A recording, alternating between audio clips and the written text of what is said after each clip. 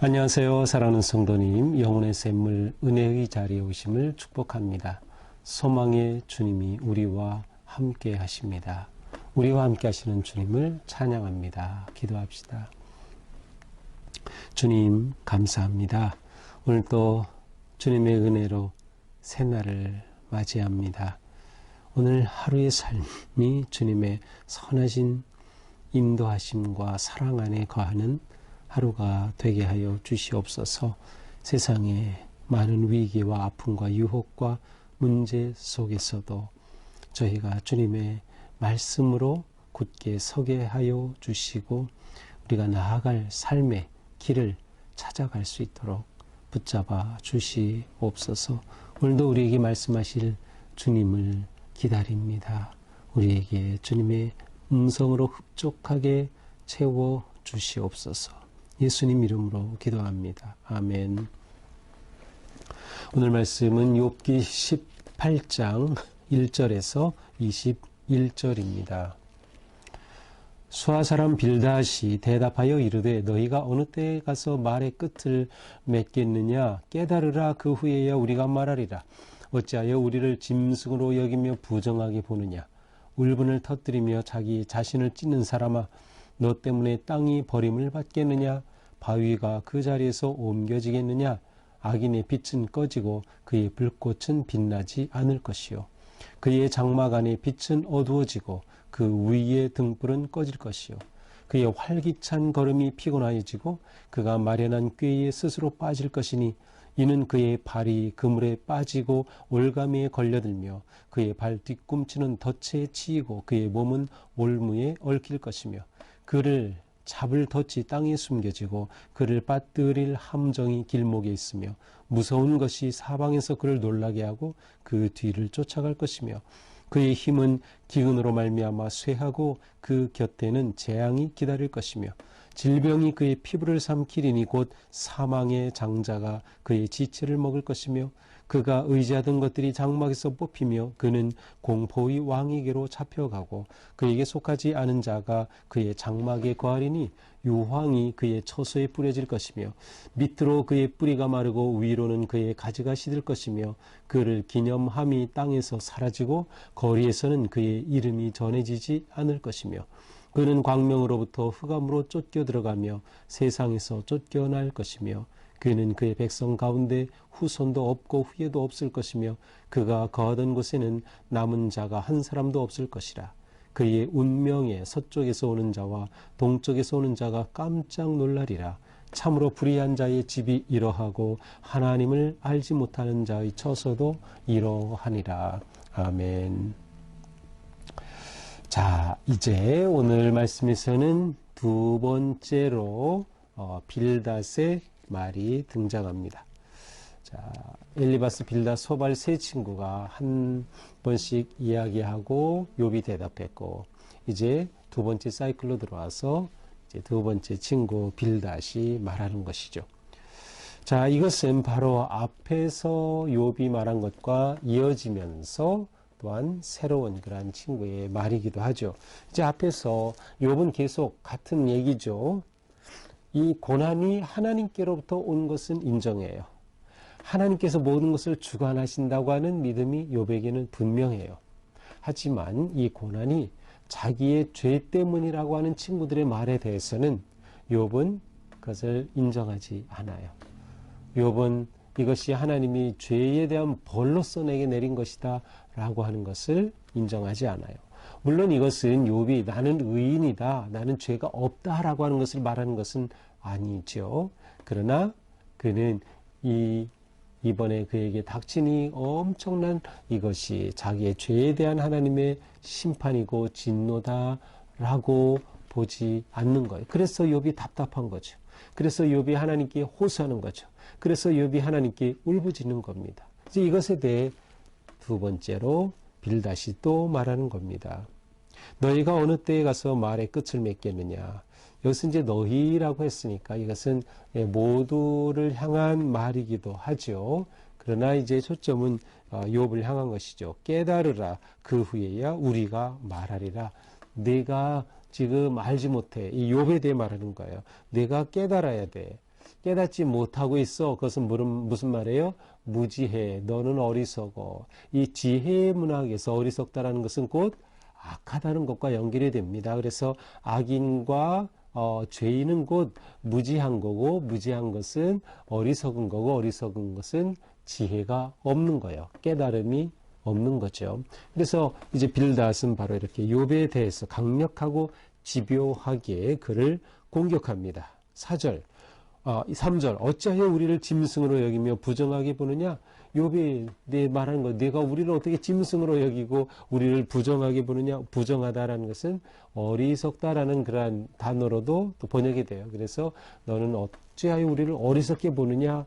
라고 말해요. 그러니까 욥이 자신들의 말을 인정하지 않고 욥이 계속 욥이 자신의 그 어떻게 보면 억울함 아니면 자기가 이해할 수 없는 이러한 환경 가운데 계속 말하는 것에 대해 이 빌닷은 자신들을 어리석게 여기고 짐승으로 여기는 것이라고 반박을 하죠. 그러나 사실 욥이 친구들을 짐승으로 여기진 않았어요.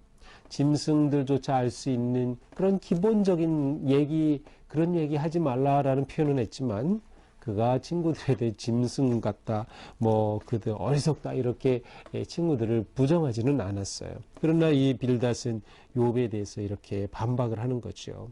4절, 울분을 터뜨리며 자신을 찢는 사람아, 바로 욥을 가리키는 거죠. 울분을 터뜨리며 자기 자신을 찢는 사람아, 너 때문에 땅이 버림받겠느냐? 바위가 그 자리에서 옮겨지느냐? 내가 아무리 그렇게 울부짖는다 한들 바위가 옮겨질 것 같아? 땅이 버림을 받을 것 같아? 내가 아무리 울분을 터뜨려 봐야 소용없어. 무슨 뜻이에요? 너 생각하는 것처럼 너 대단한 사람 아니야. 내가 아무리 그런다고 해도 이 세상의 법칙, 규범, 율법적 가치, 이러한 지혜, 그거 바뀌지 않아. 너 암만 그래봤자 소용없어. 라고 하는 그러한 말이에요.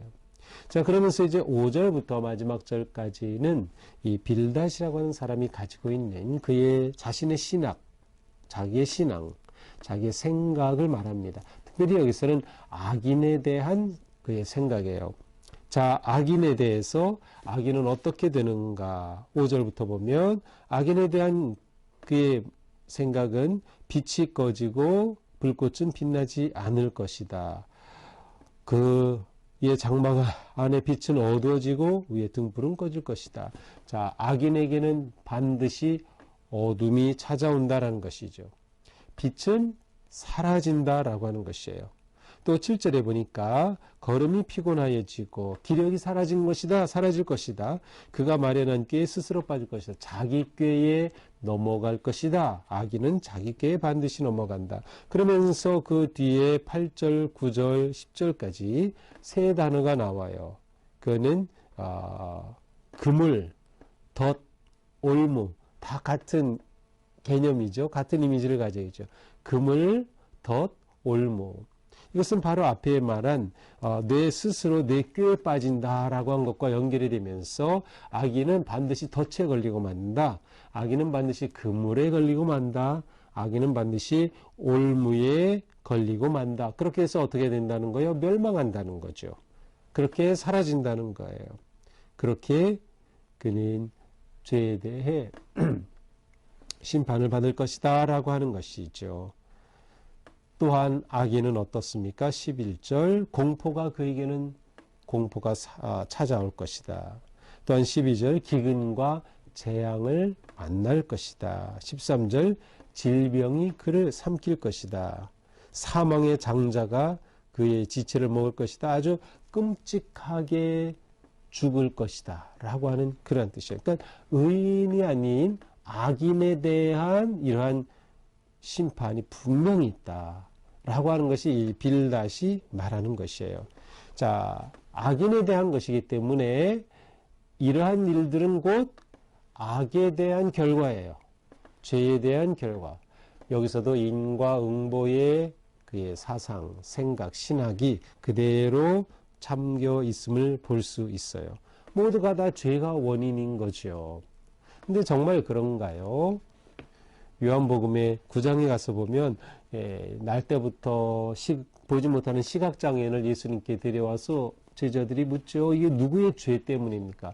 인과응보적인 생각이죠. 누구의 죄 때문에 이렇게 장애가 왔습니까? 그런데 예수님은 누구의 죄 때문이라고 말씀하지 않으셔요. 아, 그거 하나님이 하시는 일을 드러내시려는 것이다 라고 말씀하셔요.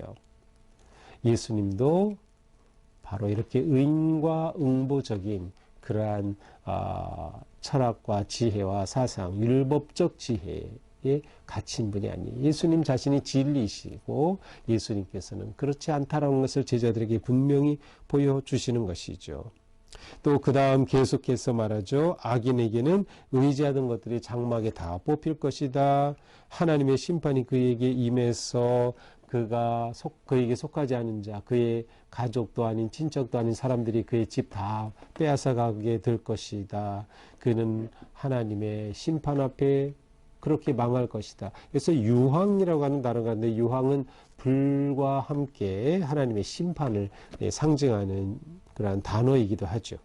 그는 그 인생이 잘리고 말 것이다. 또 17절에 가서 보면은 사람이 그의 이름을 기억하지 않아요. 그는 잊혀진 존재가 될 것이다. 그래서 잊혀진다고 하는 것은 후손이 없다라고 하는 그런 의미와 연결이 돼요. 그래서 19절에 보면 후손도 없고 후예도 없을 것이다. 자손도 없고 집안에 남은 자가 없을 것이다 라고 하는 거예요.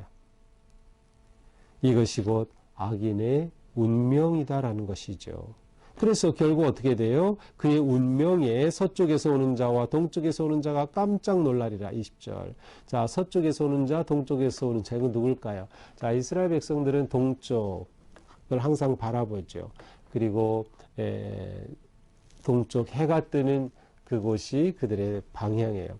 근데 해가 뜨고 지면은 서쪽으로 지죠. 동쪽은 시작이면 서쪽은 끝. 동쪽은 이미 해가 떠오르는 곳이라면 서쪽은 앞으로 해가 질 곳. 이제 이렇게 본다고 하면 여기 서쪽에서 오는 자는 뭐야? 다가올 미래 후손들. 여기 동쪽에서 오는 자, 그들의 조상 선조들이 악인이 이렇게 멸망하는 것을 보고 깜짝 놀라게 될 것이다. 결론으로 말하죠. 참으로 불의한 자의 집이 이러하고 하나님을 알지 못하는 자의 처소도 이러하니라. 이것이 악한 자의 말로다. 이게 빌닷이 가지고 있는 핵심 철학이에요. 역시 그의 핵심 신학에도 인과응보 사상이 꽉 잡혀있죠. 죄에 대한 하나님의 벌과 악한 자의 말로는 반드시 이렇다. 자, 역으로 보는 것이에요. 이런 일이 일어난다는 것은 내가 악하기 때문이야. 이렇게 되는 거예요. 그래서 욥에게 대해서 그렇게 집요하게 내가 죄가 있기 때문이야. 내가 모르는 죄가 너에게 있어. 너도 모르게 범한 죄가 있는 거지. 이렇게 계속 말하고 있는 거죠. 자, 오늘 말씀을 보면서 빌닷은 죄인 악인의 운명이 이와 같이 될 것임을 분명히 말하고 있어요. 자, 그런데 우리가 믿음으로 산다라는 것은 어떤 것일까요? 그것은 우리가 운명의 사람이 아니라 사명의 사람으로 산다는 뜻이에요. 우리가 예수님을 믿고 그리스도 안에서 우리는 죄 사함을 받고 구원함을 얻고 새로운 존재가 되었어요. 우리는 운명이 결정하는 인생이 아니에요. 이미 예수 그리스도 안에서 죄에 대한 운명은 깨졌어요. 왜요? 죄인은 반드시 죽을 운명이었지만 그리스도의 십자가의 사랑으로 그 운명의 줄이 끊어진 거죠. 그래서 우리는 구원을 받고 죄인임에도 불구하고 하나님의 사랑으로 구원을 받고 우리는 하나님이 우리에게 기대하시는, 우리에게 주신 사명을 따라가는 존재가 되었다. 그래서 우리가 운명론에 사로잡히면 안 돼요. 어떤 상황에서도 하나님께서는 우리를 통하여 일하신다. 우리에게는 소망이 있는 거죠. 우리에게는 기회가 있는 거죠.